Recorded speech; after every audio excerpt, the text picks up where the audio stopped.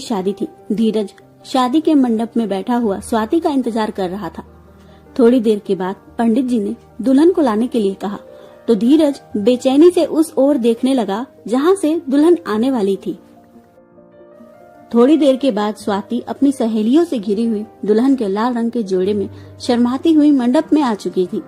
जब वो धीरज के बगल में बैठी तो धीरज मानो खुशी के मारे हवा में उड़ने लगा। धीरज तो अपनी दुल्हन पर से नजरें ही नहीं हटा पा रहा था। पवित्र अग्नि के सामने मंत्रोच्चारण के बीच धीरे धीरे दोनों एक दूसरे के होते जा रहे थे। यह जादुई पल उन दोनों को हमेशा याद रहने वाला था, क्योंकि यह समय उनके जीवन में दोबारा नहीं आने वाला था। इसलिए वह दोनों ही इस पल को खुशी खुशी जी रहे थे। देखते ही देखते हंसी खुशी शादी संपन्न हो गई और स्वाति विदा होकर अपनी ससुराल पहुंच गई। स्वाति के ससुराल में भरा पूरा संयुक्त परिवार था। स्वाति की सास शकुंतला देवी जी एक एक सदस्य से बहू का परिचय करा रही थी और स्वाति झुककर बड़ों के पैर छू रही थी, जिसके कारण पैर छूते छूते उसकी पीठ अकड़कर रह गई थी। लेकिन फिर भी थकावट के बीच बच्चों की टोली की चुहलबाजियों से उसका मन लगा हुआ था और बीच बीच में ननद और भाभियों की हंसी ठिठोली उसके मन को गुदगुदा जाती। स्वाति की परेशानी और थकावट को देखते हुए उसकी सास ने थोड़ी देर के बाद बहू को कमरे में आराम करने के लिए भेज दिया था। स्वाति अपनी कमर सीधी करते हुए सोच रही थी कि कितना प्यारा परिवार है ये, जहाँ नई दुल्हन की परेशानी को भी उसकी सास ने कितनी बखूबी समझकर उसे आराम करने के लिए भेज दिया। इधर धीरज के मन में पहली रात को लेकर बहुत रोमांच था। सुहाग रात की खुशी में वो 2 दिनों से अच्छी तरह सो भी नहीं पाया था और आज उसकी आंखों में मिलन की अजीब सी चमक थी। फूलों की खुशबू और रंग बिरंगे रोशनी में पूरा घर नहाया हुआ था और धीरज का मन एक अलग सी उड़ान भरने को आतुर था। जैसे जैसे रात गहराने लगी थी वैसे वैसे धीरज की बेचैनी बढ़ती जा रही थी कि पता नहीं वो अपनी दुल्हन के पास कमरे में कब जा पाएगा। तभी उसकी बड़ी भाभी पायल ने उसे इशारे से बुलाया तो उसके मन के सोए हुए अरमान फिर से जागने लगे। वह झट से भाभी के पास पहुंच गया तो उसकी भाभी कहने लगी कि देवर जी, अब क्या रात भर यहाँ बैठकर दोस्तों के साथ गप्पे ही मारते रहेंगे? जाइए अपने कमरे में जाइए, देवरानी जी इंतजार कर रही होंगी। धीरज मुस्कुराते हुए आगे बढ़ने लगा तो पायल ने उसे रोकते हुए कहा, अरे इतनी भी क्या जल्दी है? मेरा नेक कहाँ है? आप मेरे लिए कोई उपहार नहीं लाए क्या? धीरज सिर खुजाते हुए बोला, भाभी उपहार की बात कल सुबह नहीं कर सकते क्या हम? अभी मुझे कमरे में जाने दो ना, मुझे बहुत थकान हो रही है। पायल शरारत से बोली, मुझे खुद पता है कि आपको कैसे थकान हो रही है। सीधे सीधे मेरा गिफ्ट निकाल कर मेरी हथेली पर रख दीजिए, फिर जाइए आप अपने कमरे में, आपको कौन रोकेगा? धीरज ने मुस्कुराते हुए पूछा, क्या चाहिए आपको? पायल बोली कि गिफ्ट मांग कर थोड़ी न लूंगी, वो तो दिल से दिया जाता है। धीरज मुंह बनाते हुए बोला, और अगर दिल ना करे तो? पायल नकली गुस्से से आंखें बड़ी करती हुई बोली, यह क्या बात हुई भला? ये तो बस बहाने हैं आपके। धीरज ने धीरे से कहा कि अरे भाभी, मैं गिफ्ट लाना भूल गया हूँ, अब क्या करूँ? पायल मुस्कुराते हुए बोली, और जब सब मुझसे पूछेंगे कि देवर ने क्या शगुन दिया तो मैं सबको क्या जवाब दूंगी? उपहार तो आपको देना ही पड़ेगा। धीरज ने मुस्कुराते हुए कोट की जेब से एक छोटा सा डिब्बा निकालकर भाभी की हथेली पर धर दिया। पायल मुस्कुराते हुए बोली, अच्छा जी, तो आप गिफ्ट लेकर आए थे, फिर भी इतनी देर से मुझसे मजाक कर रहे थे? धीरज हंसते हुए बोला, अरे मेरी प्यारी भाभी, मजाक करना तो मेरा हक बनता है ना। पायल अदा से मुस्कुराते हुए बोली, देख लीजिएगा देवर जी, कहीं ये मजाक आपको ही भारी न पड़ जाए। ऐसा कहकर वो खिलखिलाती हुई वहाँ से चली गई और धीरज मुस्कुराता हुआ अपने कमरे की तरफ बढ़ने लगा। वह जैसे ही कमरे में पहुंचा तो उसने देखा उसकी नई नवेली दुल्हन लाल जोड़े में लिपटी हुई लंबा सा घूंघट निकाले हुए बिस्तर पर बैठी थी। पूरा कमरा फूलों से सजा हुआ था।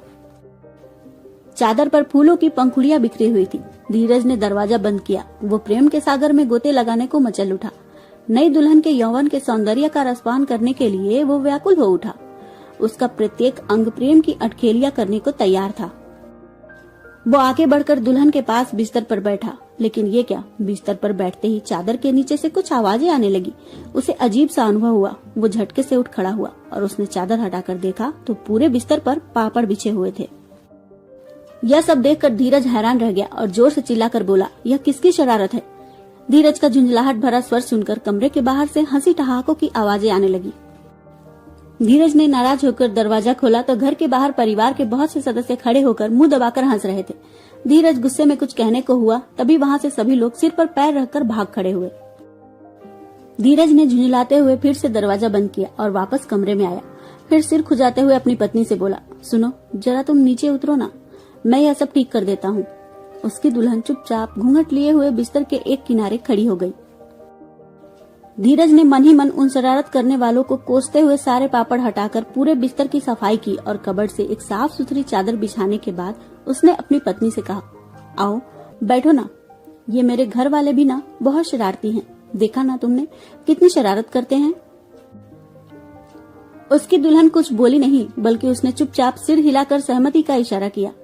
अब धीरज के अरमान एक बार फिर से मचलने लगे थे। वो धीरे से पत्नी के पास बैठ गया और उसके लिए लाया हुआ गिफ्ट निकालकर बोला, वैसे तो तुम्हारी खूबसूरती के आगे तो कोई भी तोहफा फीका है, फिर भी मेरी तरफ से हमारे जीवन की पहली रात पर मैं तुम्हारे लिए एक छोटा सा उपहार ले आया हूँ।